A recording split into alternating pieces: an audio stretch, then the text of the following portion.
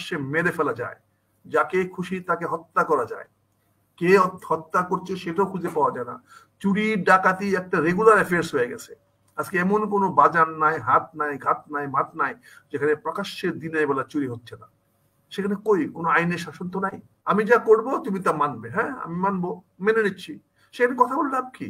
এখানে কোর্ট বলেন, কাচারি বলেন, অফিস বলেন, আদালত বলেন, এখানে আইনের কোনো ইন্টারপ্রিটেশন আছে? যে এই অন্য ব্যাখ্যাটা তো হতো না যদি স্টেট বলা হইতো তোমরা 16 ডিসেম্বর থেকে যে অক্টোবরে তোমরা 73 সন অক্টোবরে পাকিস্তান রিপ্রেজেন্টেটিভ আসছো, এই সময়টা তোমরা বাংলাদেশ স্বাধীন ধরা হবে না, তোমাদেরকে ওই তারিখ থেকে বাংলাদেশে আর্মিতে দেওয়া হবে। আমার মেজর সিনহাকে যখন বিচারটাকে প্রমাণিত করেছিলেন, তিনি যখন পুলিশের পক্ষ নিয়েছিলেন, তারপরে যখন রাওয়া ক্লাবে গিয়ে উনি আমাদের রাওয়া ক্লাবটা ভেঙে দিলেন, তখনই তো আমি তার বিরোধিতা করেছিলাম, তখনই তো বলেছিলাম এই ব্যক্তিত্ব ভালো না। তখন তো কেউ ইস্যুটা পিক আপ করেন নাই, তখন তো কেউ আমার সঙ্গে আসেন নাই। যখন আমাদের রিটায়ার্ড আর্মি অফিসারদের রেজিস্ট্রেশন আছে, স্যার সাহেব জানেন, সেটার সংবিধান এক কলমের খোঁচায় ধ্বংস করে দিল, দিয়ে সেটাকে আর্মির একটা অঙ্গ সংগঠন বানিয়ে দিল, আর্মি একটা ইউনিট বানিয়ে দিল, এবং সেখান থেকে রিটায়ার্ড অফিসাররা এখন ডিপোর্টেড হয়ে আইসা ওখানে কমিটিতে যায়। সেটা তো আজিজ করে গেছে, ওই তখন তো কেউ প্রতিবাদ করে নেই, তখন তো কেউ বলে, কারণ আজিজ ক্ষমতায় ছিল। এখনো কি মনে কোনো আজিজরা এই দেশের ক্ষমতায় আছে না? এখনো অনেক আজিজ, অনেক বেনজির কি আছে না? তাদেরকে সম্বন্ধে বলার সাহস তো আমাদের নাই। আমরা পারি কেউ মরে গেলে পরে পোস্টমর্টেম করতে পারি, এটা পারি, তার আগে তো পারি না। আজকে যখন আমি নীতিগতভাবে বলি যে 5% কোটা থাকা দরকার, থাকতে পারে, তাতে কোনো আপত্তি নাই, 5% থাকতে পারে, 95% থাকতে পারে। আজকে সমতার কথা যদি বলি, যে সমতা হলে তো ফার্স্ট সেকেন্ড থার্ড ফোর্থ থাকবে না, তাহলে সবাইকে চাকরি দিতে হবে, একটা যোগ্যতার মাপকাঠি করতে হবে যে এই এতটুকু জাম দিতে পারলে সবাই চাকরি পাবে। ফার্স্ট সেকেন্ড থার্ড বলতে কিছু হবে না। তাহলে ফার্স্ট সেকেন্ড থার্ড করেন কেন? তাহলে সমতা কোথায় আসলো? সমতা মানেটা কি? সমতা তো সবাই সমান থাকতে হবে, সমতা বলে তো এটা এটা এটা ইয়া। তারপরে আপনি বলছেন এদেশে হঠাৎ করে আসলো কেন? এদেশে গণতন্ত্র নাই, এদেশে মানবতা নাই, কোথায়? সেগুলো নিয়ে তো আন্দোলন হচ্ছে না। এখন একটা কোটা দিলে মুক্তিযুদ্ধ কিছু লোকেরা, গরিব মুক্তিযুদ্ধগুলো বেনিফিটেড হবে, অনেক লোকেরা কিছু বেনিফিটেড হবে, এটা নিয়ে প্রতিবাদ করছেন। এদেশে যে গণতন্ত্র নাই, এদেশে যে মানবতা বলে কোনো কিছু নাই, মানুষকে দিনের বেলা প্রকাশ্যে মেরে ফেলা যায়, যাকে খুশি তাকে হত্যা করা যায়, কে হত্যা করছে সেটাও খুঁজে পাওয়া যায় না। চুরি ডাকাতি একটা রেগুলার অ্যাফেয়ার্স হয়ে গেছে। আজকে এমন কোনো বাজার নাই, হাট নাই, ঘাট নাই, মাঠ নাই যেখানে প্রকাশ্যে দিনের বেলা চুরি হচ্ছে না। সেখানে কই কোনো আইনের শাসন তো নাই, কোনো বিচার ব্যবস্থা তো নাই।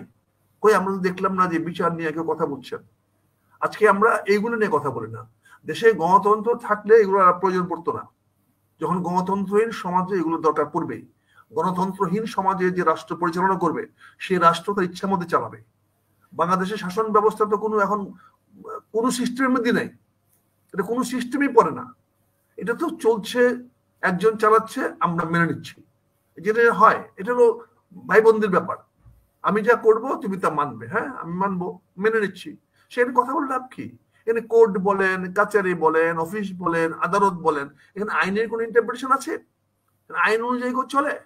আইন মানে যা উপর থেকে বলে দেওয়া হবে তাই আইন। আমরা তো এর কোনো প্রতিবাদ করতে পারছি না।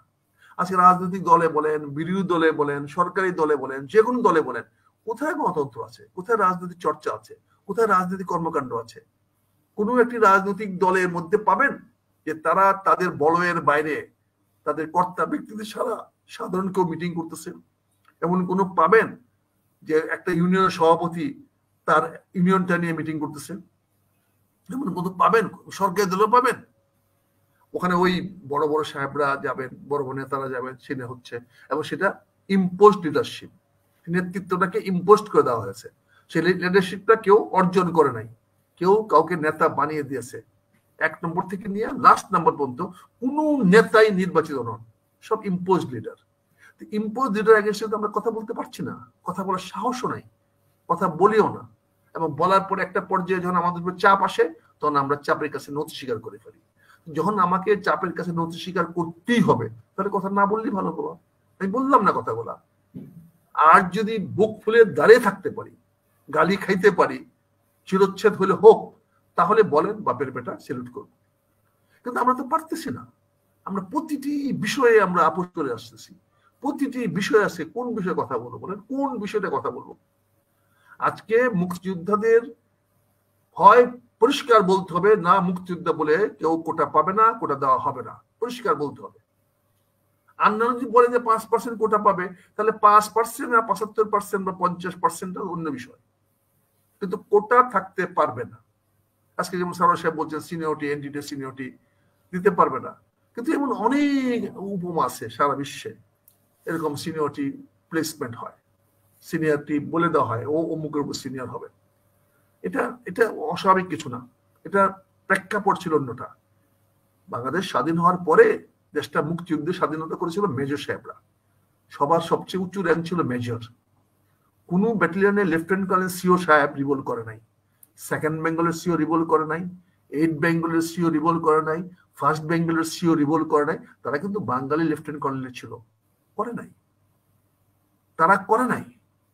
কোন joint secretary, additional secretary, deputy secretary বাংলাদেশের স্বাধীনতা যুদ্ধে অংশগ্রহণ করে নাই। এম কে আনোয়ারের মতো লোকেরা ঢাকা শহরে ডিসি হিসাবে, ডিপ্টি সেক্রেটারি হিসাবে 16ই ডিসেম্বর চাকরি করেছে এবং 17 ডিসেম্বরে আবার সে ঢাকার ডিসি হয়েছে। এখন আমলারা কাজ করেছে। তারপরে যখন পাকিস্তান থেকে রিপ্যাট্রিয়েট হয়ে আসলো অনেকগুলো অফিসার 3 বছর পরে, তখন দেখা গেল যে একটা আন্ডারস্ট্যান্ডিং এর সমস্যা হচ্ছে। কারণ বাংলাদেশের, স্বাধীন বাংলাদেশের সেনা প্রধান কে হবে বা স্বাধীন বাংলাদেশের সচিবালয়ে কারা চালাবে, এটা তো স্বাধীনতার পক্ষে শক্তি লাগবে। কিন্তু যারা রিপ্যাট্রিয়েট হয়ে আসছে তাদের অনেকের এলিজেন্সি টুয়ার্ডস বাংলাদেশ ছিল না। এমন হোসেন মোহাম্মদ এরশাদ, সে পাকিস্তান আমলে রংপুরে আসছে, 2 বার আসছে ছুটিতে, আইসা ঘুরে রংপুর থেকে ঘুরে আবার চলে গেছে। শুধু তাই নয়, সে 71 সনের পরে পাকিস্তানে মুক্তিযুদ্ধের পক্ষে কারা পক্ষপাতিত্ব করছে তার একটা ইনকোয়ারি হয়েছিল। সে লেফটেন্যান্ট কর্নেল হোসেন মোহাম্মদ এরশাদ, যিনি তৎকালীন নাম ছিল মোহাম্মদ এরশাদ উদ্দিন, এরশাদ হোসেন, যিনি পরে এটাকে নাম বদলে করছেন হোসেন মোহাম্মদ এরশাদ। ওই ভদ্রলোক তো ছিলেন পাকিস্তানের মুক্তিযুদ্ধের পক্ষে কারা তাদের তদন্ত করার জন্য, কিন্তু সেদিন কিন্তু তাকে আমাদের দেশে অ্যাডজুটেন্ট জেনারেল বানাতে হয়েছিল। যিনি পাকিস্তানে ইনকোয়ারি করেছেন মুক্তিযুদ্ধের বিরুদ্ধে, তাকে মুক্তিযুদ্ধের আর্মিতে অ্যাডজুটেন্ট জেনারেল বানাতে হয়েছিল। এর জন্য দায়িত্ব কি? সেনাবাহিনীর শৃঙ্খলা দেখা, সেনাবাহিনীর আইনের প্রয়োগ দেখা, আইন চলছে কিনা, সেখানে উনি ছিলেন দায়িত্বে। এই ধরনের একটা অদ্ভুত বিদ্ঘুটে পরিবেশে মুক্তিযোদ্ধাদেরকে, যারা ফ্রন্ট লাইনে যুদ্ধ করেছে, সেক্টর কমান্ডারদেরকে প্রোটেকশন দেওয়ার জন্য, তাদের পদ পদবি ধরে রাখার জন্য সেদিন 2 ইয়ার্স সিনিয়র দেওয়া হয়েছিল। এটা খুবই সব অনেক অফিসার পায় নাই, পেয়েছিল। পেয়ে পাকিস্তান প্রত্যাগত অফিসারদের সঙ্গে একটা 2 ইয়ার্স এর ডিফারেন্স তৈরি করা হয়েছিল, যাতে তারা মুক্তিযুদ্ধের কারণে 2 বছর পিছনে থাকে। এটা উল্টোভাবে করা যেতে পারতো। তাদের যতদিন পাকিস্তান জেলে ছিল 2.5 বছর, সে 2.5 বছর চাকরিটাকে ডিসকন্টিনিউ করা যেত। সেখানে বলে দেওয়া হয়তো 71 সনের 16 ডিসেম্বর থেকে 73 সনের রিপ্যাট্রিয়েট হওয়া পর্যন্ত তারা যতদিন পাকিস্তান কারাগারে বন্দী ছিল, ওই সময় চাকরিটা তাদের বাদ হবে।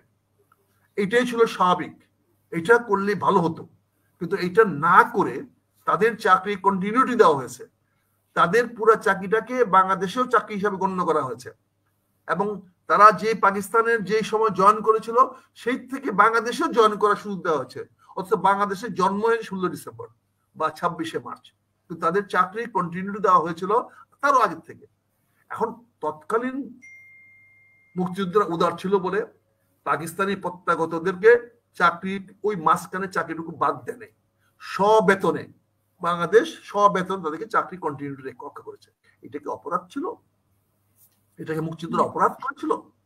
কিন্তু তার জন্য হেভিলি পানিশমেন্ট দিতে হয়েছে মুক্তিযোদ্ধাদেরকে। সবাই এটাকে ভুল বুঝেছে, সবাই 2 ইয়ার সিনিয়রিটিটাকে অন্য ব্যাখ্যা করেছে। কাজে এই অন্য ব্যাখ্যাটা তো হতো না যদি স্টেট বলা হয়তো তোমরা 16 ডিসেম্বর থেকে যে অক্টোবরে, তোমরা 73 সন অক্টোবরে পাকিস্তান রিপ্যাট্রিয়েট আসছো, এই সময়টা তোমরা বাংলাদেশ স্বাধীন ধরা হবে না, তোমাদেরকে ওই তারিখ থেকে বাংলাদেশে আর্মিতে নেওয়া হবে, চাকরি করলে করো, না করলে বাড়ি চলে যাও। এটা পরিষ্কার বলতে পারতো মুক্তিযোদ্ধারা, কিন্তু মুক্তিযোদ্ধারা বলে নাই, উদার ছিল। তারা সুযোগ করে দিয়েছিল, তারা বলেন ঠিক আছে আপনারা আসেন, দেশে কাজ করেন, তবে আপনারা মুক্তিযুদ্ধের অধীনে কাজ করবেন। আপনারা সেটা মেনে নিয়েছিলেন। সবাই মেনে নিয়েছিল, জেনারেল দস্তগীর মেনে নিয়েছিল, জেনারেল এরশাদ মেনে নিয়েছিল, জেনারেল খলিল মেনে নিয়েছিল, তাদের সিনিয়র যারা ছিল। শুধু মেনে নেয় নাই আমাদের ওই যে জেনারেল আসছিল ওয়াসিউদ্দিন, উনি মেনে নেয় নাই, উনি রিটায়ার করে চলে গেছেন। অনেকে রিটায়ার করে চলে গেছেন, মেনে নেয় নাই। আর যারা মেনে নিয়েছিল, হ্যাঁ এই অবস্থাটা মেনে নিব, তোমাদের 2 ইয়ার সিনিয়রিটি দিয়ে আগায় থাকো, আমরা মেনে নিলাম, তারাই পরবর্তী ষড়যন্ত্র করে রাষ্ট্রপতি বললেন ডিভিশন, বিভাগটা তো না করার জন্য মুক্তিযুদ্ধ সেদিন করেছিল, সেটার জন্য মুক্তিযুদ্ধ উদাহরণ দেখিয়েছিল যে আপনাদের চাকরিটাকে আমরা ব্রেক অফ সার্ভিস দিব না, আসেন আপনারা আমাদের সন্তান, বাংলাদেশের সন্তান, আসেন।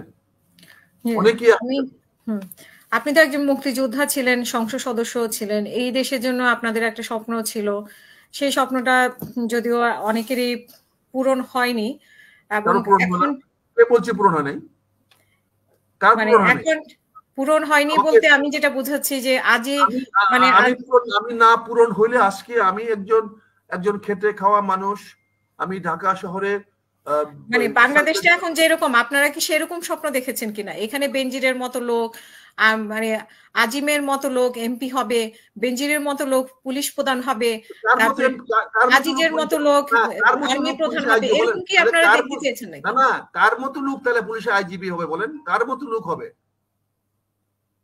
আপনি কি এরকমই চেয়েছিলেন যে দুর্নীতিবাজরা হবে?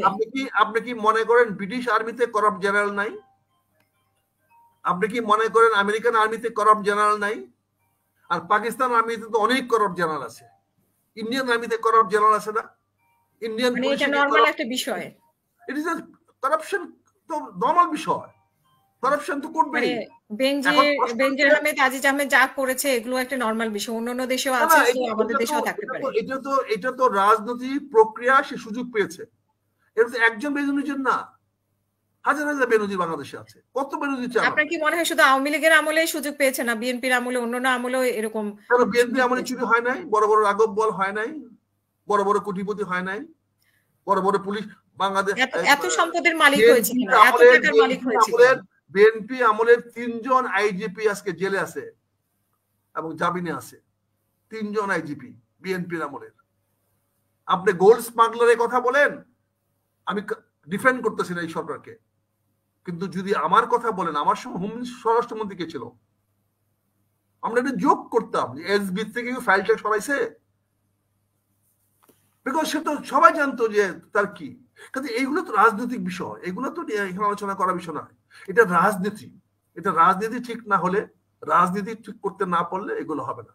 কিন্তু আমি যে 2 ইয়ার সিনিয়রিটি বললাম, আমি বাংলাদেশ স্বাধীন করতে গিয়েছিলাম ওই চেতনা নিয়ে না, আমি স্বাধীন করতে গিয়েছিলাম পাকিস্তানের আমাকে দেশে বাঁচতে দেয় নাই। কাজে পাকিস্তানকে বিতাড়িত করা ছাড়া আমার কোনো মুক্তি ছিল না। আমি যেমন এখন ব্যক্তিগতভাবে বিএনপি, এখন কি আমরা আসলে মুক্তি পেয়েছি কিনা? আমাদের যে মুক্তিটা দরকার ছিল সেই আমরা মুক্তি পেয়েছি, কিন্তু আমরা পাকিস্তানের কাছ থেকে মুক্তি পেয়েছি শতভাগ। আমরা এখন আমাদের মধ্যে আছি, এখন আমাদের মধ্যে এখন 2টা ভাগ হয়েছে। এখানে যারা আওয়ামী লীগ করে তারা শতভাগ মুক্ত, এবং তাদের মনের মতো বাংলাদেশ চলতেছে এখন। তারা যেরকম বাংলাদেশ চেয়েছিল আওয়ামী লীগের লোকরা, ন্যাপের মানে আমাদের ওই যে ওই কমিউনিস্ট পার্টিরা বা ধরেন আরো কে আমাদের ওই যে বিভিন্ন যারা আছে 14 দলের মধ্যে যারা আছে, তাদের কাছে তারা যে বাংলাদেশ চেয়েছিল তার চেয়ে অনেক বাংলাদেশ। কিন্তু আমি যে বিএনপি করি, আমার কাছে বিএনপিটা কাছে আমার মুক্তি নাই।